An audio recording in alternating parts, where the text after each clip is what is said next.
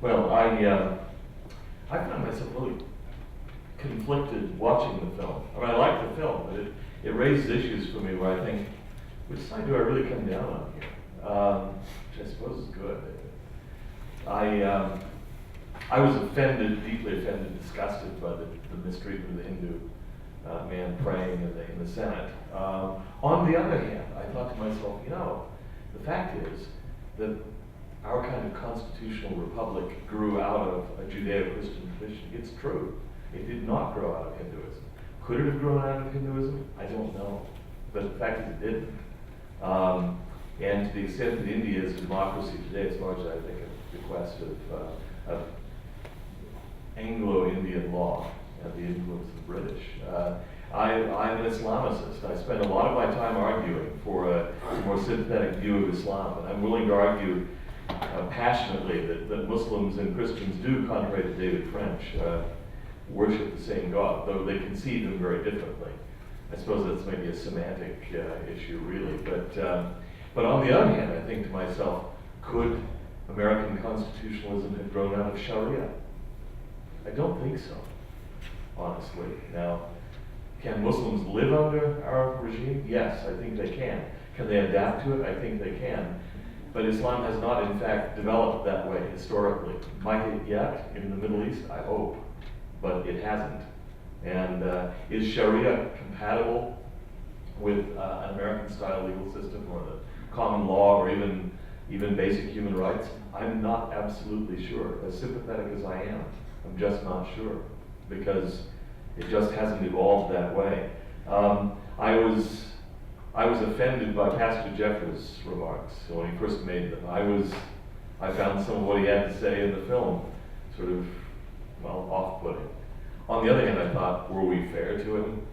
I don't know. Can we answer that? Because we get that all the time. Have you guys defend yourself. have you guys just edited this thing to make him look like a jerk? The truth is, I have no ill feelings towards Pastor Jefferson. I'm going to speak for Jack on this one. He has no ill feelings at all to anyone. But the honest truth is we had to edit that thing very carefully to make him look reasonable and believable.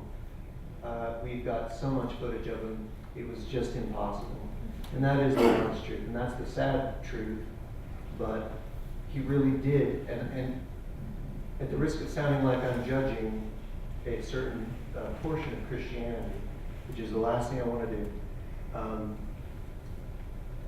he is so conflicted himself because I think it goes against human nature to just be sitting across from someone and have to hold your ground that you can't be friends. It's so awkward. The camera doesn't lie. The camera copies. And so we didn't throw him under the bus. We really did try to work within the realms of editorial reality. I don't know if I'm glad to hear that or horrified. The other interesting thing about that is that most of the questions that Bryan actually asked Pastor Jeffress were sent to him ahead of time. And do we not still have those notes someplace? Maybe he left his notes. I was reading from his notes, and we have these. And so, am I your neighbor? No. And so even him saying, well, you don't live next door to me, what do you mean? Was disingenuous. He'd already premeditated what he was going to say. It was an interesting experience, to be sure. After the interview, I remember the crew and us, we went out to eat and got into a pretty good argument, actually, over... Was he human or not? Was he? You didn't use the word animal, did you? Not whether he was animal or not, but whether he was putting on a show or what it was all about. It was fascinating. Can I say one last thing? Sure, Brian.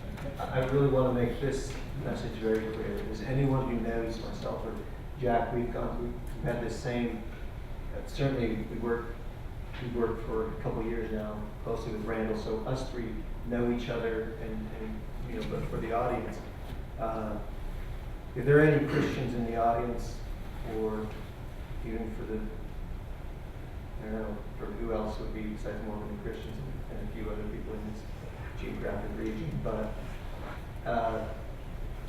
the friendships that we form with the Christians, even though it's not captured on the film, are by far the most important thing we got out of the journey.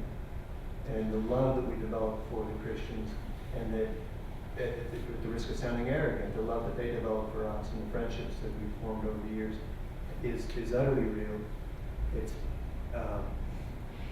It's still in practice. I mean, it's still going strong. We're in communication with a lot of them.